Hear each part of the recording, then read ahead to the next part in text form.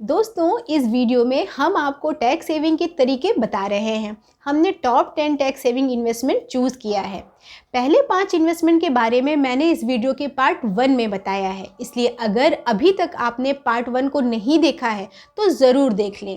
Part 1 का link नीचे description में दिया हुआ है। पार्ट 2 में हम टैक्स सेविंग के 5 और बेहतरीन तरीकों के बारे में बात करेंगे। पीपीएफ अकाउंट के बारे में तो आपने सुना ही होगा दोस्तों। ये बहुत पुरानी स्कीम है और आज काफ़ी पॉपुलर है। इस स्कीम का इंटरेस्ट रेट बैंक में मिलने वाले फिक्स डिपॉजिट से अच्छा होता है। हालांकि इसका इंटरेस्ट रेट फिक्स नहीं होता है, ये वक्त के साथ साथ बदलता रहता है।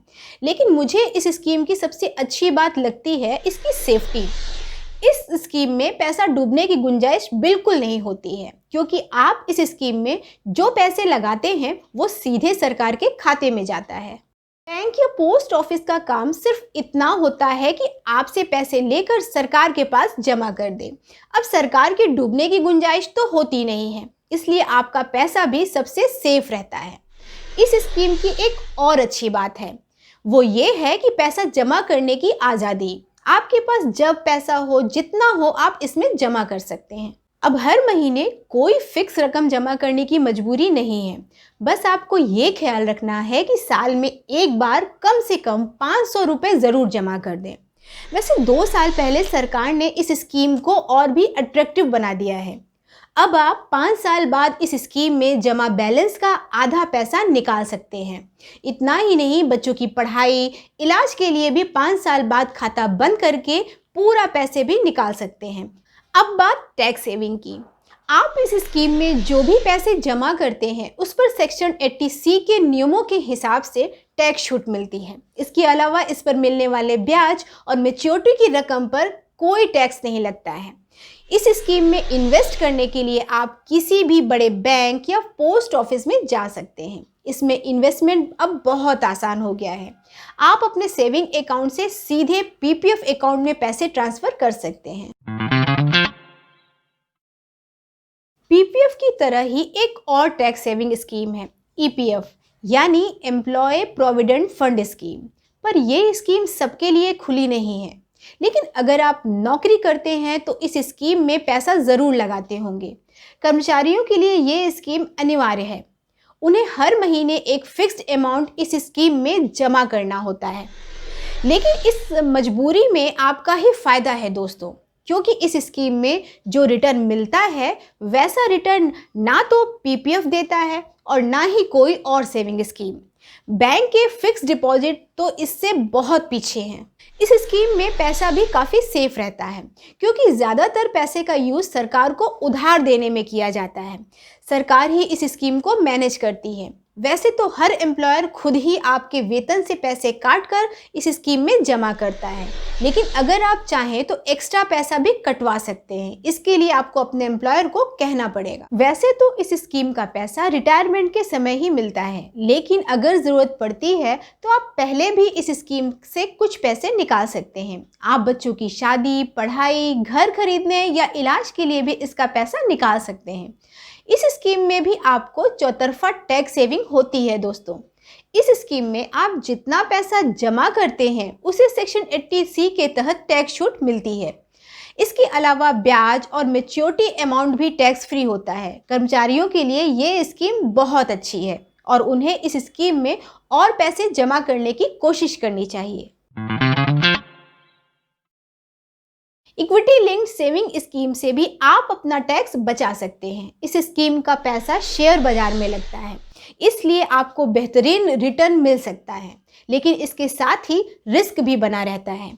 शेयर के भाव में उतार चढ़ाव लगातार रहता है, इसलिए आपके इन्वेस्टमेंट पर भी घाटा हो सकता है। इस स्कीम को म्यूचुअल फंड कंपनियां चलाती हैं, इसलिए आपको ढेरों ऐसे स्कीम मिल जाएंगी।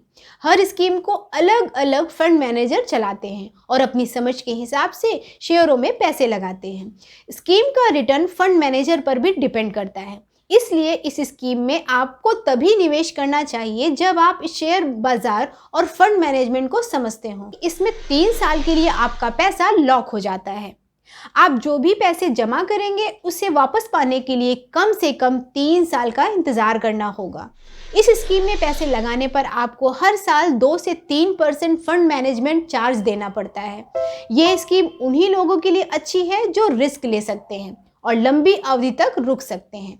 इसमें रिस्क ज़्यादा है तो रिवॉर्ड भी ज़्यादा है। इस स्कीम को भारत सरकार चलाती है। इसका मकसद लड़कियों की पढ़ाई और शादी के लिए पैसे इकट्ठा करना है। इसलिए ये स्कीम सिर्फ 10 साल से कम उम्र की लड़कियों के लिए है। इस स्कीम पर सरकार बहुत बढ़िया ब्याज देती है।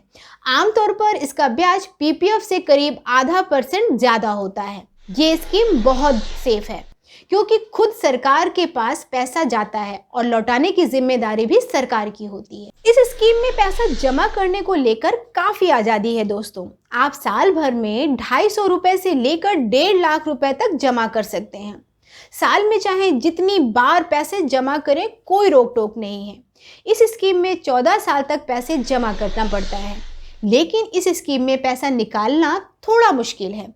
इसकी पहली वजह तो ये है कि जब तक लड़की 18 साल की नहीं हो जाती है, पैसा नहीं निकाला जा सकता। दूसरा, पैसा सिर्फ लड़की की हायर एजुकेशन या फिर शादी के लिए ही निकाला जा सकता है। ये स्कीम 21 साल में मैच्योर होती है और इसके बाद आपको पूरा पैसा मिल जाता है। इस स्कीम में आपको अलग से कोई चार्ज नहीं देना पड़ता और ना ही कोई कमीशन करता है। सरकार हर 3 महीने में इसका इंटरेस्ट रेट बताती है और उसी के रेट के हिसाब से आपका पैसा बढ़ता है। इसलिए यहाँ पर कुछ भी ढका छिपा नहीं है। इस स्कीम से भी मैक्सिमम टैक्स बेनिफिट मिलता है। इसमें आप हर साल जो पैसा इन्वेस्ट करते हैं उस पर टैक्स छूट मिलती है। इसके अलावा ब्याज और मैच्योरिटी अमाउंट पर भी कोई टैक्स नहीं लगता है। इन्वेस्ट करने के लिए आप किसी भी बड़े बैंक या फिर पोस्ट ऑफिस में जा सकते हैं। ये स्कीम उन लोगों के लिए बहुत अच्छी है जिनकी लड़की 10 साल से कम उम्र की है।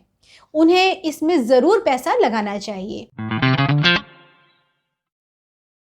ये भी एक सरकारी सेविंग स्कीम है। इस स्कीम में आपको 5 साल के लिए पैसा लगाना होता है।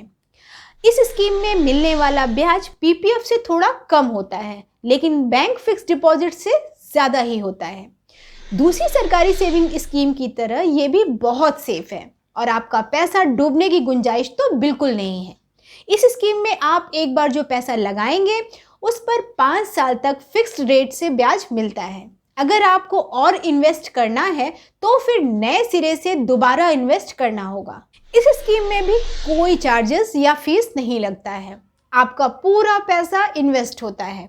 स्कीम पूरी तरह से ट्रांसपेरेंट है और आपको पहले दिन से ही पता होता है कि 5 साल बाद कितना पैसा वापस मिलेगा। इस स्कीम में इन्वेस्ट करने पर भी टैक्स छूट मिलती है, लेकिन इस पर मिलने वाला ब्याज फिक्स डिपॉजिट की तरह टैक्सेबल होता है। एनएससी में इन्वेस्ट करने के लिए आपको अपने नज़दीकी पोस्ट ऑफिस जाना होता है। ये स्कीम उन लोगों के लिए अच्छी है जो 5 साल बाद पक्की रकम चाहते हैं। सीनियर सिटीजन सेविंग स्कीम भी एक सरकारी सेविंग स्कीम है। इस स्कीम में आप एक मुश्त पैसे लगाते हैं और 5 साल बाद आपका पैसा वापस मिल जाता है। इस स्कीम का ब्याज हर 3 महीने में दिया जाता है।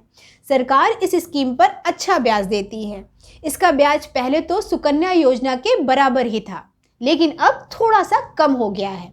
फिर भी अभी भी ये पीपीएफ और एनएससी से ज़्यादा ब्याज देती है। आप जब पैसा इन्वेस्ट करेंगे तभी पता चल जाएगा कि हर 3 महीने पर आपको कितना पैसा मिलेगा। आप इस स्कीम में बार बार भी इन्वेस्ट कर सकते हैं। बस आपका कुल इन्वेस्टमेंट 15 लाख रुपए से ज़्यादा का नहीं होना चाहिए। इस स्कीम को भी सेक्शन 80C के तहत टैक्स छूट मिलती है, लेकिन इसका भी ब्याज टैक्सेबल है, यानी हर साल का ब्याज आपकी टैक्सेबल इनकम में जुड़ जाएगा। इसमें भी इन्वेस्ट करने के लिए आपको पोस्ट ऑफिस ही जाना पड़ेगा। वैसे बैंकों के जरिए भी आप इस स्कीम में इन्वेस्ट कर सकते हैं, लेकिन पोस्ट ऑफिस में ज़्यादा सहूलियत होगी। बुजुर्गों के लिए ये अच्छी स्कीम है क्योंकि वो इसका यूज़ पेंशन पाने के लिए कर सकते हैं। वो रिटायरमेंट के बाद मिले पीएफ और ग्रेच्युटी के पैसे को इस स्कीम में लगाकर हर 3 महीने पर एक तय रकम पा सकते हैं। तो ये थे 2020-21 के लिए टॉप 10 सबसे पॉपुलर टैक्स सेविंग इन्वेस्टमेंट। दोस्तों, आप इस वीडियो को लाइक कीजिए और इसे अपने दोस्तों और रिश्तेदारों के साथ ज़रूर शेयर कीजिए। और हाँ, अगर अब तक इस चैनल को सब्सक्राइब नहीं किया है तो ज़रूर कीजिए।